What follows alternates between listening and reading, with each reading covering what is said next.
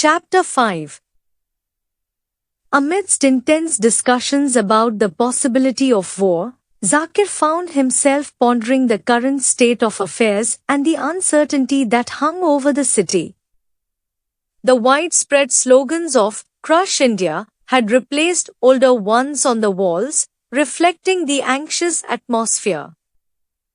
The apprehension about war extended beyond public spaces. Even personal correspondence, such as the letter from Karamat, alluded to the prevailing unease. As Zakir conversed with different individuals, including his family and friends, the topic of war remained dominant. Abba Jan, the patriarch of the family, stayed silent and stoic while smoking his hookah, leaving the question unanswered. Khwaja Sahib, another elder, voiced apprehension about the restlessness of the youth and the lack of clear news about the unfolding situation. At Najira's shop and the Shiraz, conversations persisted regarding the potential for war. Diverse perspectives, such as those of Karim Baksh, who connected celestial events like the appearance of a comet with impending conflict, deepened the complexity of public sentiment. Salamat, a passionate revolutionary leader, confronted Zakir and his friend Irfan, pressing them for their stance on the war. Salamat's fervent rhetoric and dedication to revolutionary ideals clashed with Irfan's sarcasm and Zakir's indecisiveness. The atmosphere at the Shiraz grew tense as Salamat passionately proclaimed the inevitability of war and the downfall of the existing system. Afzal, introduced later in the narrative, expressed contempt for revolutionaries like Salamat, likening them to mice causing a poisonous stink. His humorous yet critical perspective on the situation underscored the divided opinions within the community. As the revolutionary platoon departed, a palpable silence fell over the Shiraz. Afzal, Irfan, and Zakir pondered the impact of ideological clashes and the potential repercussions for Pakistan. Afzal's ominous warning about safeguarding Pakistan's trust hinted at a sense of impending danger. The narrative then turned to moments of introspection, sparked by encounters with familiar faces from the past.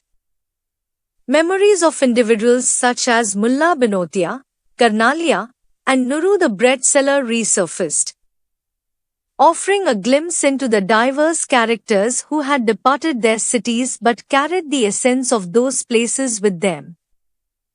As Zakir and Irfan reminisced about the past, the question of whether the creation of Pakistan was a positive outcome arose. Irfan's assertion that even right actions could become wrong in the wrong hands hinted at a disillusionment with the nation's trajectory.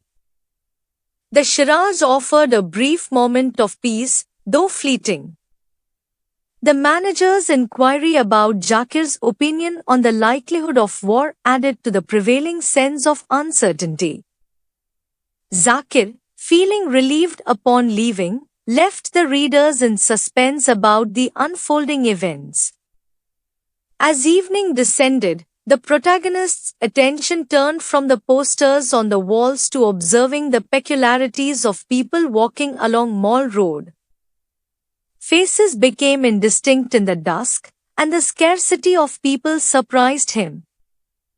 His focus shifted to watching their feet and gauging the peculiar walks of passers-by. A strange thought emerged: perhaps he wasn't the one walking, but someone else in his place. This perplexity intensified when the sound of his footsteps seemed to diverge, leading to an unsettling realization: he might be walking in one place, but the sound echoed from elsewhere. The surreal atmosphere deepened as he wandered through the deserted town, encountering closed gates and an eerie silence punctuated only by the pervasive sound of gnawing. What was once a bustling town now seemed emptied, and a sense of terror seized him. In a surreal encounter, a cat standing on its hind legs opened and closed a door. The narrative climaxed as he paused at a crosswalk, only to witness a sudden rush of vehicles, like a dam bursting in a river, intensifying the surreal and disconcerting experience.